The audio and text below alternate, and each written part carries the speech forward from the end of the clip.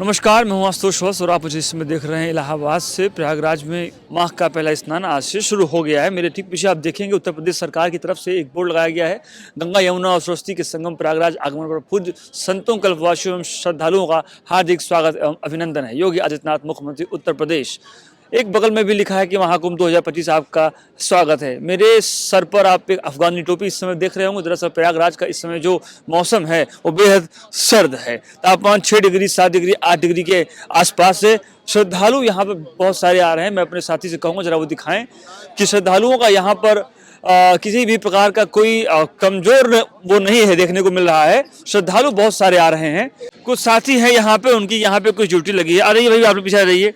ये कुछ वॉलंटियर्स हैं मेरे साथ में। यहाँ पे लिखा है परिचय पत्र, माघ मेला 2022-23 प्रयागराज मेला प्राधिकरण, मेला मित्र, क्रम संख्या 167, नाम अमन पाल, विभाग NSS, पद नाम वॉलंटियर, मोबाइल नंबर फला फला, मेला अधिकारी, माघ मेला। वाह भाई वाह, बहुत सुंदर।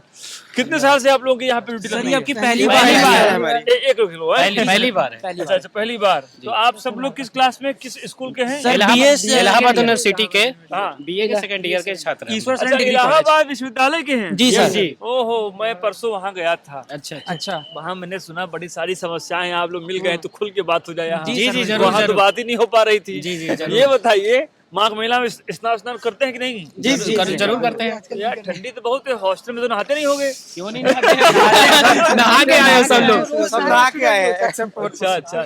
खैर, पहले यहाँ की बात कर लें, फिर वहाँ की बात। जरूर। तो यहाँ पे ड्यूटी कैसी है, मतलब कितने टाइम? यहाँ पे हम लोगों की 2 शिफ्ट है, एक सुबह 6 से 12, एक 12 से 6 है। तो टीम बनी होगी, मतलब 2-2 टीम बनी होगी। तो अलग अलग सब जगह टीम को अलॉट किया गया है। जैसे हम लोग को अलॉट किया गया है इस क्षेत्र में, तो हम लोग सेक्टर वाइज अलॉट किया गया है। हर सेक्टर में अलग अलग लोगों को अलॉट छुट्टी किया वगैरह भी आए होंगे? नहीं, अच्छा, नहीं, बस ड्यूटी लगा दी गई। बस ड्यूटी लगा दी गई। सॉरी, इलाहाबाद विश्वविद्यालय से बहुत सारे बच्चों का लगा वो हाँ, होगा। बिल्कुल। इलाहाबाद विद्यालय के कंस्टिट्यूएंट कॉलेज से, सभी हर कॉलेज संकाय से में अलग अलग, साइंस अलग, मैथ अलग, है ना? प्लस इलाहाबाद विश्वविद्यालय मेन कैंपस तो आप जाने दीजिए, प्लस कॉलेज भी यहाँ पे संगठित कॉलेज, डिग्री हाँ, कॉलेज। डिग्री अच्छा, कॉलेज। अच्छा। जितने भी सर्दी बहुत है actually। बहुत ज्यादा। तो मैं तो खैर आज सुबह नई अफगान टोपी ले लिया हूँ। ये बच्चे नहीं लगाए हैं। तो मुझे तो बहुत सर्दी लग रही थी, क्योंकि मुझे यहाँ पे रहना था अभी कई सारे दिन। तो ये बताइए कि यहाँ पे क्या क्या सुविधाएं हैं, आप लोगों ने क्या क्या देखा यहाँ? यहाँ पे किसी चीज की कमी नहीं है। पुलिस फोर्स पूरी है, कमांडो है और जल पुलिस है। और यहाँ तक कि यहाँ पर एम्बुलेंस है। 30 एम्बुलेंस का प्रबंध किया गया है। और हॉस्पिटल्स है। हाँ, और यहाँ पर खोया पाया केंद्र है। हर सेक्टर में डिवाइडेड है। हर सेक्टर के लिए अलग अलग खोया पाया केंद्र है। आप लोगों का क्या काम है? आप हम लोग का काम है कि जैसे कि खोया पाया कोई खो गया है, उसको वहां जाके खोया पाया के अनाउंस करवाना, ये इनका शॉट लीजिए। हाँ। अनाउंस करवाना, उसके बारे में बताना अच्छा, कि आप लोग मतलब कि एज ए वॉलंटियर जो लोग खो जा रहे हैं, हाँ। कोई समस्या है, जी। आप उनकी बात को सुनते हैं, उसको ले जाते ये हैं। रास्ता भटक गए, उनको रास्ता बताना कि कहाँ से बाहर जाना, कहाँ से अंदर आना। अच्छा, ये सब। कुछ केस सुबह से कुछ देख रहे हैं कि नहीं आप लोग? अभी तक तो कोई केस नहीं है। पहला दिन है तो थोड़ी शांति है। आज प्रशासन का पूरा सहयोग है, पूरी ऐसा शांति है माना जा घाटों रहा है में, कि- बहुत अच्छी व्यवस्था हो रही है। ऐसा माना जा रहा है कि 21 तारीख को मौनी अमावस्या के दिन बहुत ज्यादा भीड़ होगी। उस दिन भीड़ उस दिन भीड़ पिछली बार 1.25 करोड़ की समथिंग थी जनसंख्या, इस बार पता नहीं यहाँ कितना। पे मतलब कि जो आप लोगों ने तो खैर देखा, ये मैंने भी देखा है।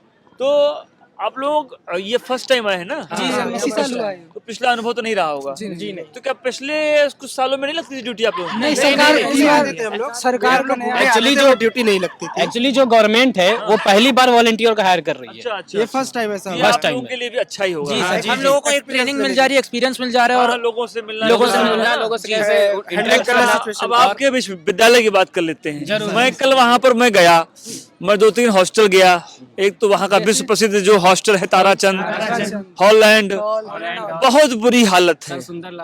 नहीं, वहां मैं जा नहीं पाया। मैं जहां गया मैं उसकी बात आपसे बताऊं भाई, जो मैंने नहीं देखा मैं क्यों कहूं। तो बहुत सालों बाद में वहां गया था। तो आज से 20 बरस पहले जो हॉस्टल थे, चाहे वो ताराचंद हो, चाहे वो हॉलैंड हो, हैं तो बिल्डिंगें बहुत पुरानी। तो आज जो वहाँ पर जो स्थितियाँ हैं, चाहे वो ताराचंद हो, चाहे वो हॉलैंड हो, बहुत बुरी स्थिति है। ऊपर से आपकी यूनिवर्सिटी में जो नई वीसी मैम आई हैं, उनके लिए लड़कों में बड़ा अलग अलग विचार है, अलग अलग मतलब वो है। आप लोगों का आपकी वीसी के लिए क्या विचार है? सर देखिए सन्नाटा हो जाएगा। सर देखिए हम लोग उनके ऊपर एलिगेशंस लगा सकते हैं कि वो ऐसी हैं या वो नहीं, खराब आप हैं। अपना अनुभव बताइए कि भाई वो जब से बनी है जी। क्या आपके यहाँ डेवलपमेंट हो रहा है, क्या नहीं हो सबसे रहा है? बड़ी उनकी ये इंफ्रास्ट्रक्चर कमी है। डेवलपमेंट हुआ है सर, इंफ्रास्ट्रक्चर डेवलपमेंट हुआ है, बट फैकल्टीज में डेवलपमेंट नहीं हुआ है। जैसे कि फैकल्टीज में सर कभी टीचर्स आते हैं पढ़ाने, कभी नहीं आते हैं सर, रूटीन क्लासेस नहीं होती हैं, तो सर ये सब समस्या है।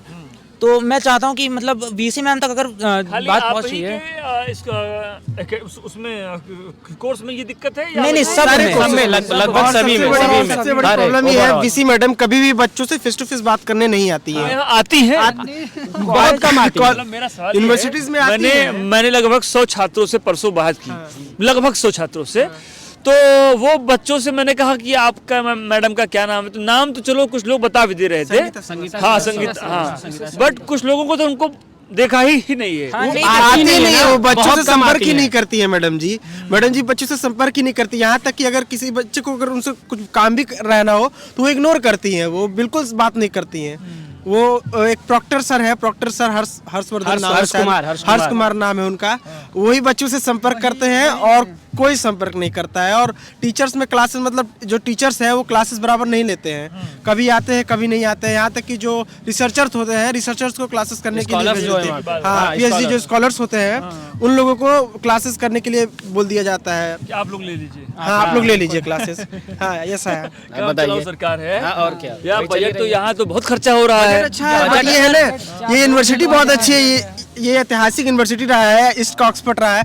बट बात ये है कि थोड़े से एडमिनिस्ट्रेशन जो है ना, एडमिनिस्ट्रेशन थोड़ा ढीला पड़ गया है। भाई मैं अगर आपके विश्वविद्यालय की बात करूं तो जितना मुझको पता है, राष्ट्रपति, प्रधानमंत्री, मुख्यमंत्री, जिला जज, चार प्रधानमंत्री हमारे IAS IPS की फैक्ट्री है। वही मतलब वही बता रहा हूँ, फिर भी इतना बुरा हाल है और बहुत बुरा हाल है। इसलिए है कि एडमिनिस्ट्रेशन जो है थोड़ा ढीला पड़ चुका आप है। सर एक चीज नोटिस किए होंगे, सिविल सर्विसेज यूपीएससी में पिछले 3 से 4 सालों में इलाहाबाद विश्वविद्यालय का बहुत कम या एक ही छात्र आई है। गिरावट आई है, बहुत बड़ी गिरावट। यहाँ तक कि इसको IAS की स्टूडेंट फैक्ट्री नहीं मानी कर जाती पाते है। हैं, मतलब पीसीएस में भी उतना नहीं दे पा रहा जो आईएएस में दे पा रहा था, ये तक हो गया। अच्छा, ये जो गिरावट आई है विश्वविद्यालय से निकलने वाले छात्रों की, इसकी बड़ी वजह क्या फैकल्टी ही है या कुछ और भी हो सकता है, एटमॉस्फेयर भी मैटर करता है। जैसे आपने देखा कि हॉस्टल्स का माहौल क्या है, बहुत अजीब है। तो आप खुद सोचिए कि हॉस्टल्स के ऐसे माहौल में स्टूडेंट कहाँ तक पढ़ेगा। वहाँ पे कब्जा करके ही बैठे हुए हैं अभी तक, आपने देखा होगा 35 साल से अभी तक बैठे हुए हैं कब्जा करके। एक्चुअली वो जो कब्जा किए हैं उनके नाम से लिख दिया गया है। मैं कल गया था तो मैंने देखा कुछ एडवोकेट्स हैं, कुछ एडवोकेट्स हैं, 35 साल से कब्जा करके बैठे हर हैं चीज वहाँ के लिए फैकल्टी या एडमिनिस्ट्रेशन को जिम्मेदार नहीं ठहरा सकते, उसमें खुद भी थोड़ा है, स्टूडेंट का भी स्टूडेंट भी है रोल है उसमें। और कुछ जो राजनीतिक लोग हैं। एक एटमॉस्फेयर होता है ना, वो खराब हो रहा है। छोटा छोटा फैक्टर इफेक्ट करता है इन सब में। जिसको जो चीजों का लाभ है, जैसे कोई समाजवादी पार्टी का नेता होगा, उसमें कोई छात्र सभा का होगा, कोई भारतीय जनता पार्टी का होगा, कुछ लोग NSUI के होंगे, कुछ लोग वामपंथी, मतलब अलग अलग विचारधाराओं, क्योंकि भाई छात्र हैं आप लोग, तो विश्वविद्यालय में राजनीति तो होती ही थी, अब तो बंद कर दी गई है। अच्छा, एक बड़ा सवाल है, विश्वविद्यालय की छात्र राजनीति को अभी तो बंद कर दिया गया है, ये सही है कि ये गलत? होना चाहिए, होना चाहिए, जरूरी है। बात ये है सर, बात ये है, यहाँ का ये इलाहाबाद विश्वविद्यालय इसीलिए जाना गया है, यहाँ से प्रधानमंत्री, राष्ट्रपति, यहाँ तक कि सीएम, मुख्यमंत्री, हर चीज निकले हैं। अगर छात्र राजनीति गलत है तो फिर DU में भी बंद कीजिए, और अगर सही है तो फिर यहाँ पे भी आप लागू कीजिए। यहाँ छात्र लोग बट गए हैं, कैसे मतलब? हर पार्टी में बट गए, पहले ये नहीं होता वो था। तो होता ही था। पहले मतलब कम था, जो एक कोई नेता बनता था उसी पे सब हो जाते थे, फॉलो करते थे उसको। नहीं, इनका ये कहना है कि पहले यूनिवर्सिटी में एक होता था, दो होता वो था। बहुत ऊपर तक जाता था। हाँ, ऐसे और बहुत सारे लोग अब हुए बट गए हैं। प्रधानमंत्री छोटे-छोटे छात्र नेता हो गए। अगर सर विश्वविद्यालय, बड़े बड़े विश्वविद्यालय से अगर छात्र नेता बनकर निकलेंगे तो सर जाहिर सा बात है कि हमारे भारत देश को अच्छे अच्छे नेता मिलेंगे, पढ़े लिखे नेता मिलेंगे। मजबूत होगी। हाँ सर, और वो स्टूडेंट के बीच से जाएंगे तो छात्र की बात उठाएंगे, एम्प्लॉयमेंट की बात करेंगे और पढ़े लिखे रहेंगे सर। तो इसलिए इलेक्शन होना बहुत जरूरी है, खासकर इस विश्वविद्यालय से जिसका इतिहास रहा है। चार प्रधानमंत्री दिया है इसने, CM दिया है, राष्ट्रपति दिया है। तो इलाहाबाद विश्वविद्यालय में इलेक्शन होना चाहिए, होना चाहिए। मेरा ऐसा मानना है कि जो भी हमारे इंडिया के एडमिनिस्ट्रेशन है उनमें सारे लगभग 80% 70 से 80% इलाहाबाद से ही निकले हुए पढ़े हुए हैं। तो ऑल ओवर इंडिया की हम बात करें तो यहाँ पे अगर चुनाव होता है तो वो बहुत ही फायदा होगा हम लोग के लिए भी और हमारे जो आने वाली है पीढ़ी उनके लिए भी। और अगर हम लोग आगे बढ़ के निकलेंगे तो हम स्टूडेंट हम लोग, अब हम लोग सारी चीजें देख रहे हैं कि क्या प्रॉब्लम्स है, क्या उनसे रिलेटेड और उसका सोल्यूशन क्या निकल सकता है। तो अगर हम लोग यहाँ से आगे निकलेंगे तो उसी प्रॉब्लम का सोल्यूशन करेंगे। तो इसीलिए चुनाव का होना जरूरी है। और एक सवाल का जवाब मैं आप लोगों से और लूंगा। इलाहाबाद में जरा बीच में आ जाऊं। इलाहाबाद विश्वविद्यालय में एक बड़ी समस्या का मैं इस समय नाम मैं सुन रहा हूं, वो ये है कि लोग फीस वृद्धि को लेकर के बहुत अलग अलग बातें हैं। मैं एक व्यवहारिक बात पूछना चाहता हूं। जैसे कि कहा गया कि 900 रुपए अगर बीए की फीस थी, मैंने वो देखा एक मीडिया की उसमें न्यूज में कि कुछ 3000 की 4000 के आसपास हो गई है। 3500 से कुछ है हाँ। मतलब लोगों ने कहा कि 400%। मैं एक बात पूछना चाहता हूँ, जैसे ये जो नियम था अंग्रेजों के जमाने वाला, थोड़ा सा उनमें भी बदलाव होना बहुत जरूरी है। क्योंकि मैं आपकी बात मैं सुन रहा हूँ। मेरा ये व्यवहारिक सवाल था कि ये अनाउंसमेंट है यहाँ पर माघ मेला में हो रहा है, ये आपको काफी अलग अलग चीजें सुनने को मिलेंगी। ये किनारे न ले जाओ जो बालक बैठा के ये आप सुन, ये है ये घाट है भाई साहब। खैर वो लोग उतर गए। हाँ, तो मैं एक ये व्यवहारिक सवाल पूछना चाहता हूँ, ये जो फीस वृद्धि का मामला है ये कितना लॉजिकल है? देखिए लॉजिकल तो नहीं है, ठीक है। अगर हम बात करें तो बीसी मैम फीस बढ़ाइए लेकिन एक ही बार ज्यादा लोड ना दीजिए बच्चों को। बीसी मैम भी यहीं से पढ़ी हुई हैं, तो उनके महंगी पड़ी है, यहीं से पढ़ी हुई है। ऐसा दावा किया जाता है कि वो यहीं से पढ़ी हुई है कि मैं 60 रुपए फीस में पढ़ी हुई यहाँ पर और वो उन बच्चों को 3500 रुपए में पढ़ाना चाहती है। ये कहाँ का इंसाफ का नियम है? क्या जब वो पढ़ती थी तो उनके भी तो धीरे धीरे फीस बढ़ा होगा ना। यहाँ आप उत्तर प्रदेश खासकर पूर्वांचल के, बिहार के, झारखंड के, मध्य प्रदेश के छोटे छोटे गांव से बच्चे आते हैं जिनके माता पिता के वेतन 5000 से 10,000 होते हैं। तो सर उन लोगों को एक अपॉर्चुनिटी सरकार द्वारा देती है सस्ते फीसों में पढ़ने के लिए। सर उन लोगों को 3500-3400 रुपए सर बहुत होते हैं। यहाँ पर जब बच्चे आते हैं तो वो साथ में राशन घर से लेके आते हैं, आटा चावल लेकर आते हैं, चावल की बोरी, आटे की बोरी, यहाँ तक कि दाल यहाँ बहुत रूम रेंट देना, अपना खर्चा। ये है मेरा क्या ये व्यावहारिकता में है कि अगर 900 रुपए आज से कुछ साल पहले था, सर बढ़ाना चाहिए बिल्कुल। तो अभी जैसे कि ये 3000 है तो जैसे इसको लोग 400% मार रहे हैं। सर तो मैं ये मेरा सवाल ये है कि अगर इसको 200% बढ़ाया था, हाँ सर, क्या ये बिल्कुल सही था? सर वो ठीक, आप बढ़ाइए फीस लेकिन आप इतना मत बढ़ा दीजिए कि लोगों को तकलीफ। अब 900 का 2000 करते हैं हम लोग देने को तैयार थे। हॉस्टल की फीस सर 15,000 से 45,000 बच्चे कहाँ से देंगे? ये भी तो सोचिए। हाँ, हॉस्टल की फीस भी तो बड़ी है ना 400%। ये बोलते हैं कि बीएचयू की बड़ी है, फलाने यूनिवर्सिटी है, फिर जेएनयू क्यों चला रहा है? 12 रुपए ही पड़ा है जेएनयू, तो वो भी तो एक सेंट्रल यूनिवर्सिटी है। वृद्धि होनी चाहिए बट अचानक से 400% फीस बढ़ाना इंसाफ नहीं है। इलाहाबाद विश्वविद्यालय शायद 2014 के बाद वो हो गया था सेंट्रल। यस सर, थोड़ा डाउनफॉल हुआ है। 2008 के बाद 2008 विश्वविद्यालय का मिल गया था 2008 के बाद। विश्वविद्यालय की सेंट्रल में चली गई थी यूनिवर्सिटी के 2008 के बाद। हाँ, तो उसके पहले स्टेट में था। Yes sir. अच्छा। खैर मुझे थोड़ी सी इसकी जानकारी का अभाव था, आप लोगों ने मुझे करेक्ट किया। तो कुल मिलाकर ये जो मुद्दे हैं इसमें छात्र संघ का चुनाव और फीस वृद्धि ये प्रमुख मुद्दा है। आप लोग भी चाहते हैं अगर छात्र संघ का चुनाव होगा तो जाहिर से बात है जो छात्र नेता होते हैं वो एक्टिव होते हैं, तो सर यूनिवर्सिटी के डेवलपमेंट में उनका बहुत बड़ा हाथ रहता है। आज यूनिवर्सिटी की हालत खराब है, ये यही वजह है कि कोई देखरेख करने वाला नहीं है। छात्र नेता होते हैं तो उसके ऊपर केयर करते हैं। तो एक इसी से मिलता जुलता सवाल मेरा और है, और छात्र सभा ये इलाहाबाद विश्वविद्यालय जैसे जितने भी यूनिवर्सिटीज़ हैं पूरे देश में, सेंट्रल यूनिवर्सिटीज़ हो चाहे स्टेट यूनिवर्सिटीज़ हो, उसमें जो इलेक्शन छात्रों के जो बंद कर दिए गए, खैर आप लोग कह रहे हैं कि वो होना चाहिए। बीते दिनों आपके यहाँ इलाहाबाद विश्वविद्यालय में गोलियां चल गई आगजनी हो गई, कार तोड़ दी गई, बस तोड़ दी गई, ये कौन कर रहा है? चली थी गोलियां सिक्योरिटी के द्वारा चली गई थी। ये जो सिक्योरिटी गार्ड हाँ, सर, ये पुलिस ने भी गवर्नमेंट के हैं। यस सर, ये विश्वविद्यालय सर, ये ऐसा पुलिस ने भी बोला गया था, आप जानते होंगे। पुलिस ने खुद बोला था कि सिक्योरिटी गार्ड द्वारा ये गोलियां चलाई गई थी, जिसमें 19-20 सिक्योरिटी गार्ड को खिलाफ FIR भी दर्ज किया गया था और उन्हें उनके ऊपर कार्रवाई भी की गई थी। ये सिक्योरिटी द्वारा बंदूकें चलाई गई थी। वो ये एकदम अब जानकारी हो गई है कि ये गोलियां सिक्योरिटी जो प्राइवेट और सर कार्रवाई भी की गई थी। सर दरअसल बात ये था, एक हमारे छात्र संघ है, वहाँ पर एक गेट है, उस गेट को लेकर हमें, वो विवादित गेट है, वो सभा गेट, हाँ छात्र संघ की गेट है, छात्र संघ गेट। हाँ सर, वो गेट हमेशा विवादित गेट रहा है। उस गेट को खोलने जो छात्र नेता है वो ऐसा बोलते हैं कि वो गेट खुला रहना चाहिए, और जो गार्ड है और VC मैम है वो उस गेट को बंद करवा के रखती है।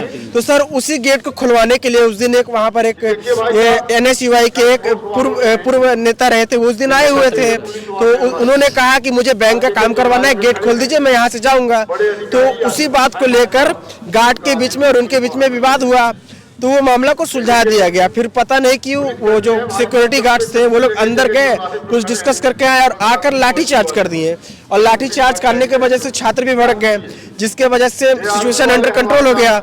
तो गार्ड ने इस वजह से फायरिंग किया था और फिर शासन प्रशासन पहुंची वहां पर, फिर सिचुएशन को कंट्रोल किया गया था।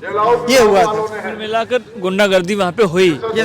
अभी मेरा सवाल ये है कि अगर जैसे कि पहले दिनों में मैंने भी महसूस किया, ये आरोप लगता रहा है छात्र नेताओं पर कि जब यूनिवर्सिटीज में छात्र चुनाव होते थे, अगर वो जीत जाते थे तो उनकी बड़ी आपराधिक घटनाएं बढ़ती थी।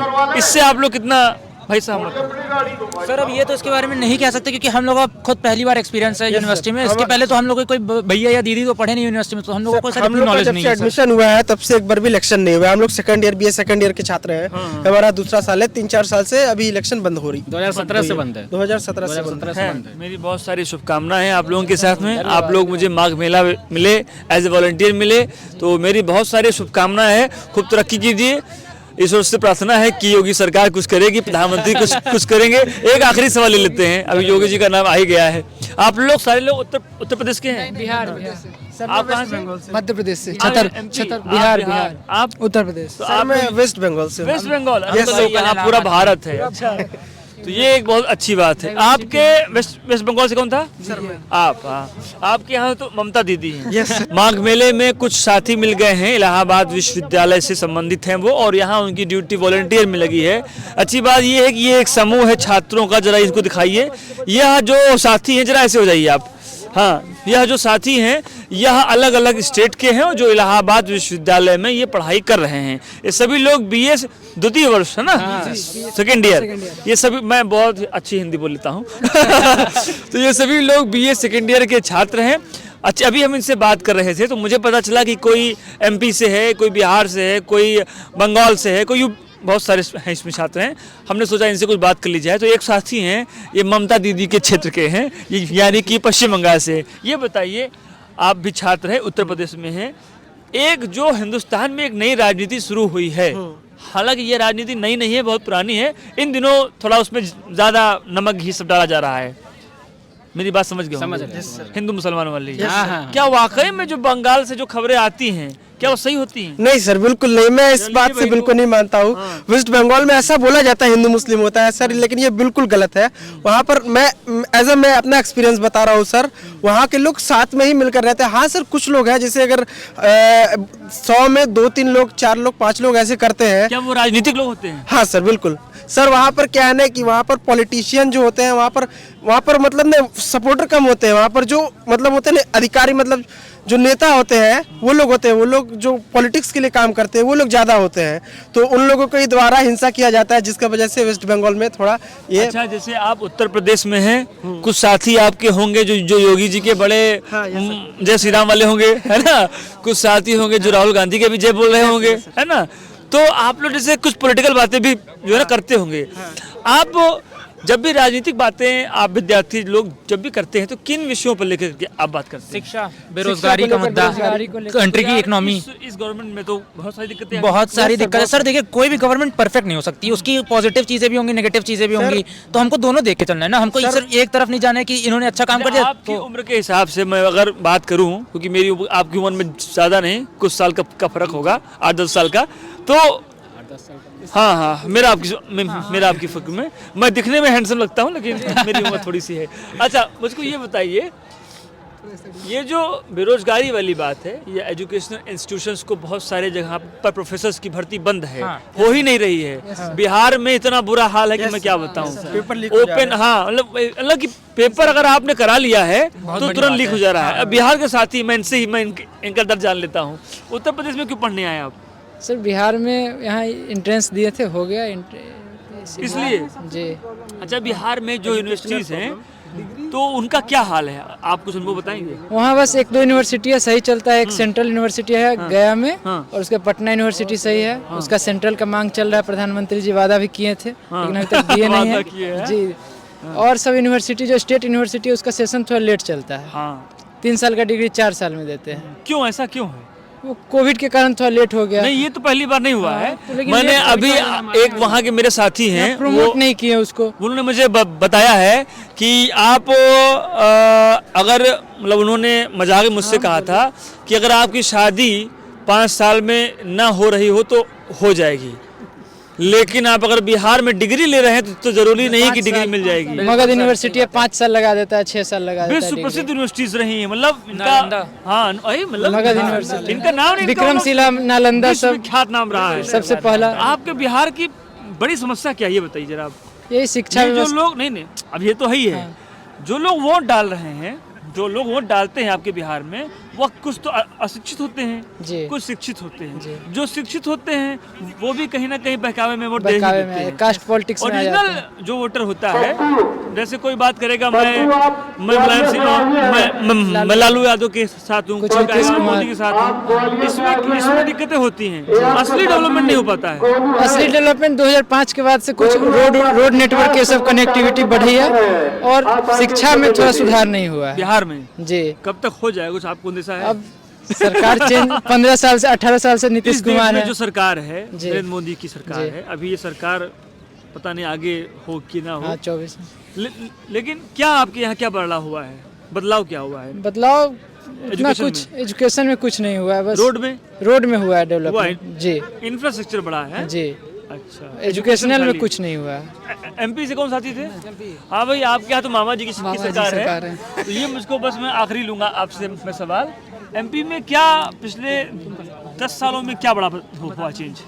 ये देखिए, एजुकेशनल में तो जैसे कि एक आंगनबाड़ी का मामा जी चलाया था, और ऊपर से लड़कियों के लिए कुछ ज़्यादा ही मामा जी ने किया है, जैसे कि बेटी बचाओ के लिए, हाँ। और जैसे हर सेक्टर में, जैसे कि हॉस्पिटलाइज में, जैसे कोई बच्ची पैदा होती है उसके 18 साल के बाद इतना देते हैं, और हर में देखिए आप, मतलब लड़कियों के लिए कुछ ज़्यादा किया है। मेधावी छात्र को 18-20 हज़ार रुपये मामा जी, मतलब एजुकेशन में काफ़ी डेवलपमेंट किया है। इसके बाद इंफ्रास्ट्रक्चर देख लीजिए, इंदौर आप देख ही रहे हैं कितना डेवलप्ड हो चुका है। आजकल उज्जैन भी आप देख रहे हैं, धार्मिक नगरी वही। तो मामा जी ठीक ठाक कर रहे हैं। चलिए, खैर, आप लोगों से बात करके बहुत अच्छा लगा। हाँ, आप लोगों को कुछ बताना है? जी सर, एक पॉइंट। सर, जरूरी नहीं कि आप जरूरी नहीं कि जिंदगी आप बर्बाद करने के पढ़ाई ना करो, बिहार में आप ग्रेजुएशन भी कर सकते हो। सर, एक पॉइंट था। हाँ, बताओ। अभी मैं आपके माध्यम से एक चीज बताना चाहता हूँ कि अब की बार आप लोग माघ मेला में एक विशेष चीज हम लोग को देख रहे हैं, एनएसएस यूनिट को आप देख रहे हैं, तो आप जरूर आइए माघ मेला में। अब की मैं आपको आश्वासन दे रहा हूँ कि आप लोगों को कोई भी असुविधा नहीं होगी, खासतौर पर मुख्य स्नान पे आप हमारी पूरी टीम को देख सकते हैं। बिल्कुल बिल्कुल, ये भाई टीम है इलाहाबाद विश्वविद्यालय की, और देखिए इतनी ठंडक है ना, मुंह ही नहीं खुल रहा है मेरा। खैर, इस पे लिखा हुआ है एनएसएस, है ना? एनएसएस, तो जो ये एनएसएस के जो ये वॉलंटियर है, उनकी यहाँ पे ड्यूटी है। आप सबको बहुत सारी हार्दिक बधाई, और खूब मेहनत करिए, खूब पढ़ाई करिए। जय हिंद, जय भारत। तो ये हमारे साथ में कुछ साथी थे इलाहाबाद विश्वविद्यालय के। अभी हम और भी लोगों से बात करेंगे। शुक्रिया।